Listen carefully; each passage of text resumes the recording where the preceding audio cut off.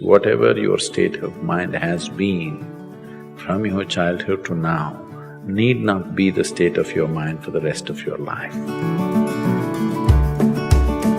Find something that you're passionate about, you need to develop some intensity of attention will naturally come. The easiest thing to do is change the framework of our mind.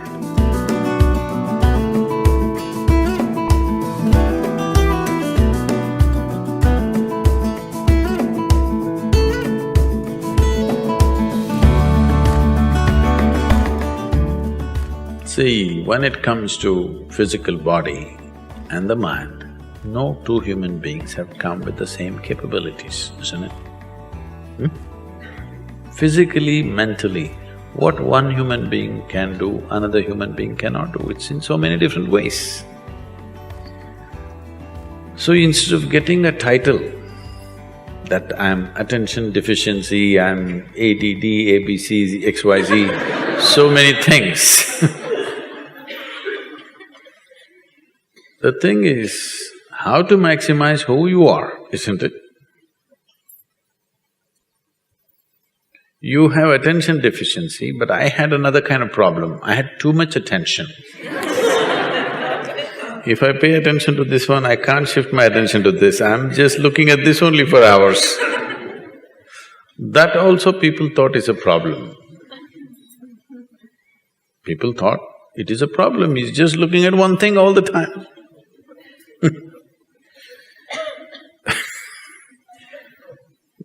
I remember this situation so well, it was so insane. You know, my father is academically excelled all his life, but unfortunately, he produces a son like me who has no concern about academics of any kind. So he thinks he's a very strict disciplinarian, and evenings, 7 to 9, every day in the evening, we must all, the 4 siblings, all of us must study textbook. I pick up some textbooks because it doesn't matter for me what.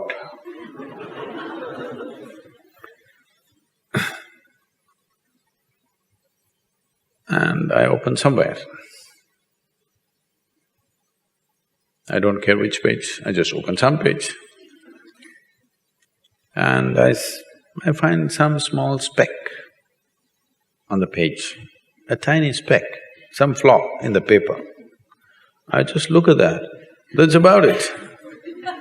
It just grabs my attention in such a way, I just sit there 2 hours just looking at this speck.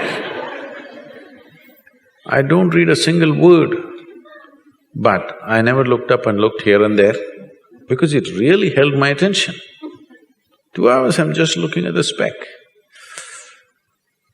Because there is so much in a bloody speck, you know? There's an entire world in a speck. People have spent their lifetimes looking after a microscopic molecule or an atom, isn't it? Speck is much bigger than an atom. So, people thought I was going crazy because I had too much attention.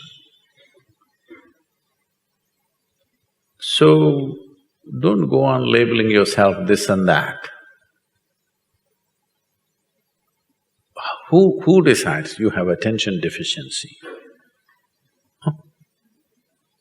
Is there some standard, how much attention you must have? Or how much attention you must get? There is no such standard anywhere, isn't it? You're making it up.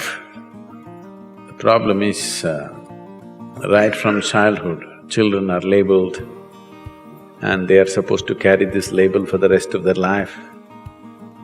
What level of attention you have at 5, what level you may have at 6, at 7, at 8, at 15 or 20 can be entirely different. Haven't many of you evolved through this process?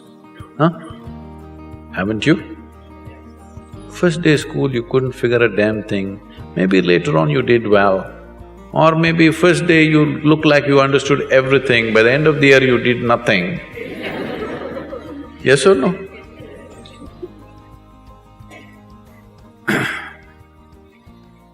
You're a young man. There are girls in the neighborhood. I'm a mechanical engineer, so… No, that's okay. I'm a mechanical engineer. Are there girls in the neighborhood, I asked? No, engineers generally tend to have neighborhoods which do not have a lot of girls, so…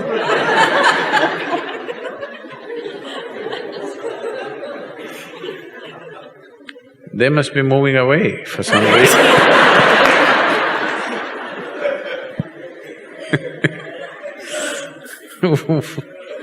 Where does this come from, mechanical engineer? Mechanical in the head.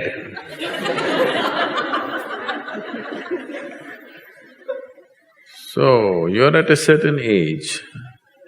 Now, you get drawn to somebody, you don't have to concentrate, isn't it? Hello? You don't have to concentrate. They will invade.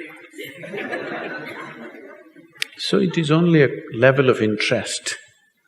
If you have a deep level of interest in something, attention will come. Why will it not come? You still have not found any interest in anything. I don't know which part of the mechanics you're handling in London.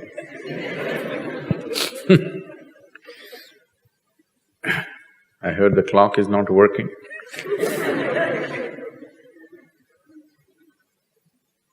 So, if you become profoundly drawn to something, why will you not have attention? Attention will come. Do I have as much attention as somebody else? Maybe not. I never had any attention for what was happening in the classroom, but I didn't find that interesting. But my attention was in all kinds of things. Does it mean to say I have attention deficiency? No, I'm not interested in what they're putting up on the blackboard. That's all. So right now, unfortunately, all the girls have moved out of the neighborhood. So you have attention deficiency.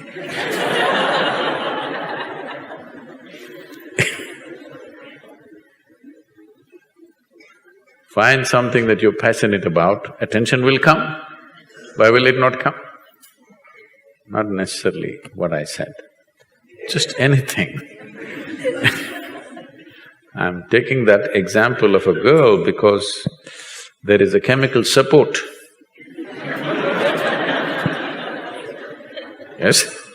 There is a chemistry working for your attention. Other things need little more effort to pay attention to.